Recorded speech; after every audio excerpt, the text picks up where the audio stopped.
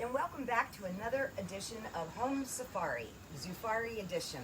My name is Cheryl Hastings, and I'm the Regional Vice President for Interim Healthcare here in Cincinnati.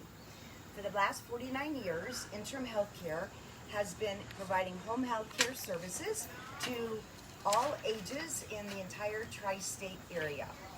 Interim provides all services from home health aid to homemakers. We provide skilled nursing care and home physical therapy. When people need home health care, they think of Interim Healthcare, a company that they can trust. Interim has been a proud sponsor of Zoofari in the Cincinnati Zoo since 2012.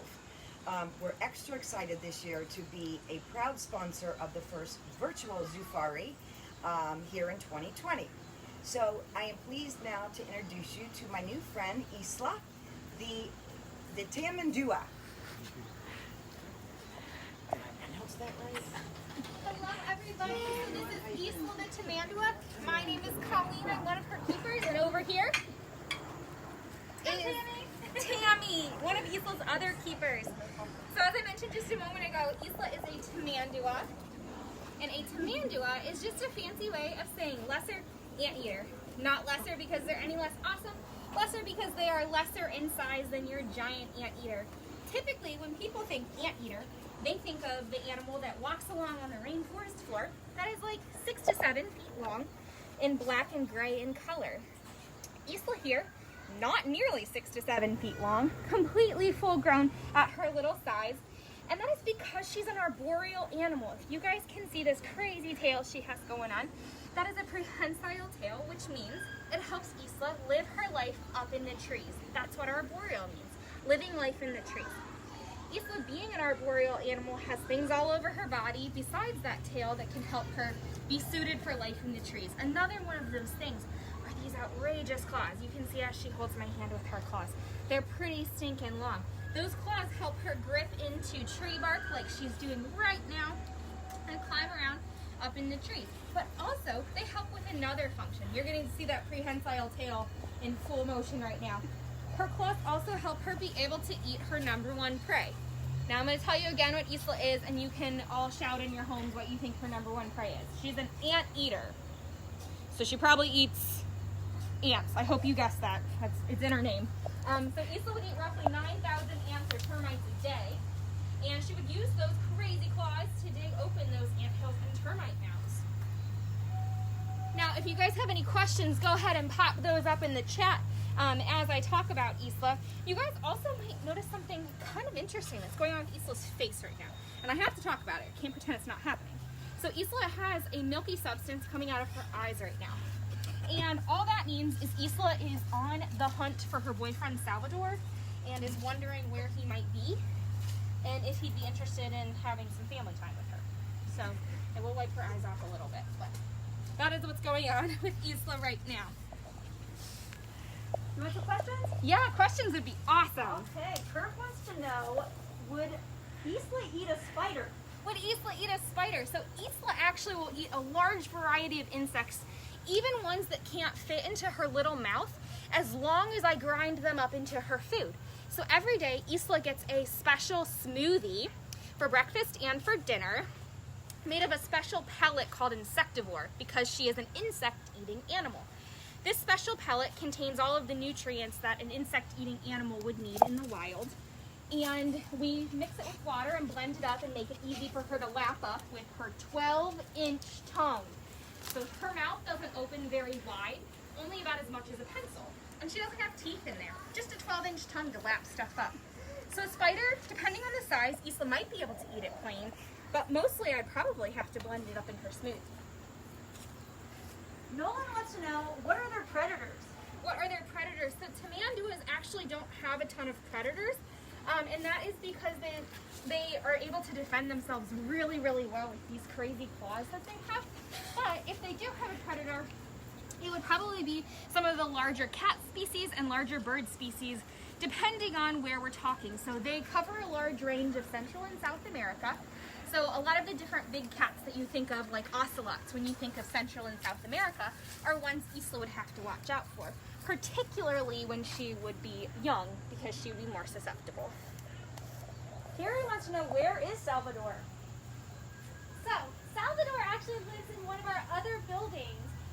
So they're not in the same building right now, but they do live in a different building, and we do let them have playtime every now and then. But that leads us to a really exciting thing that we have happening for our Zoofari. We are doing an auction, and if you guys will look at this painting, look at that, Isla. Did you do that? She did do this. So this red right here, this is actually Isla's tail, and the yellow is Salvador's tail. And this kind of shows you what kind of love they have for each other, that they're always looking for each other, and they want to hang out as much as possible. But you guys can bid on this right now. I think there's a link on this right now that you can click on. And not only is there this great art, there's a lot of other great art from all of our animals. And you have until Sunday to be able to bid on this. But it's a one-of-a-kind masterpiece done by both Isla and Salvador. Sorman wants to know, what color eyes does Isla have? Yeah, so it's hard to tell right now because she's got all that milky substance coming out of her eyes. But normally Isla just has pretty black, beady eyes. These guys are primarily nocturnal, so they don't need to be able to they don't need to be able to see light and colors and stuff during the daytime like we do. Madeline wants to know, how many years can they live? Yeah, so these guys probably would live to be around like 18 to 20 years old. She's also really into the smell of my shoe because my shoes smell like her boyfriend Salvatore. I hung out with him earlier, and Tamanduas have a great sense of smell, as you can tell from their very long snout. Well, that goes perfectly with the next question from Adam. He wants to know, do Tamanduas have an odor? Oh my goodness, Adam, you asked the perfect question for Tamanduas. They are the smelliest animal of my entire decade-long zookeeping career. So Tamanduas, they smell kind of like a skunk may have gotten into some illegal smoking activities and then also had a really upset stomach at the same time. I think everyone here doing this home safari with me would agree that that's kind of the odor of a Tamandua. They use that smell to communicate with each other. Tamanduas don't really make much noise out in the wild. About the only thing I've ever heard come out of Isla was a little growl when she doesn't like something, particularly her ex-boyfriend, Tovar, which is why he's the ex. So they communicate via scent. That's how they tell another Tamandua that they might be in their home range or in their area, because these guys are solitary unless they come together for mating. So you guys, if you come to the Cincinnati Zoo, if you have the opportunity, you will be able to smell Isla from outside the building. You don't even have to come inside. Come to the Animal Ambassador Center, take a big old whiff, and that awful smell you smell, that's Isla. 100%. Hayden wants to know, how many babies do they have at a time? They only have one baby at a time. So you can see she's pretty small. The babies come out, they're pretty big size comparatively. But yeah, there's not really enough space or anything. They don't really have twins, but they only have one baby at a time. And they come out without any hair. So it's kind of funny because they look like a naked animal. So it takes them a little while to grow that hair, but they are so cute when they do come out. And Tammy, why is it that they would only have one at a time? What is it about how they move along with mom? Right, so that is a great lead-in. So whenever they are with mom, they're gonna ride around on her back when they're very little. And actually, her first little baby Manny that she had, he was almost the exact same size as mom, and he was still riding around on her back. And you could tell that she was definitely like, I'm over this, you're too big. But he was such a mama's boy. But so it's gonna be hard to carry more than one baby around on their back whenever they're climbing in all of these trees. You can see how active she is, and just imagine having a baby on your back while you're being this active up in the trees. Rachel wanted to know, do you all know how many bones she might have in her tail? That is a great question, and unfortunately, Rachel, I don't know the answer. Someone jot that down so I can make sure to look it up and have it ready for the next Isla Home Safari. Okay, our last question's from Adrian. She wants to know, is there any chance we're going to have more baby Tamanduas here at the zoo? Yes!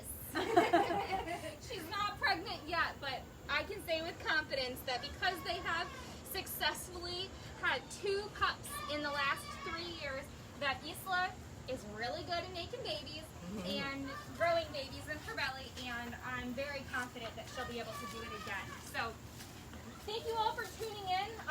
Make sure to come back tomorrow for another home safari, and click the link to register for our free virtual Zoofari and to bid on all the amazing auction items like the Isla and Sal tail painting. Thanks, everyone.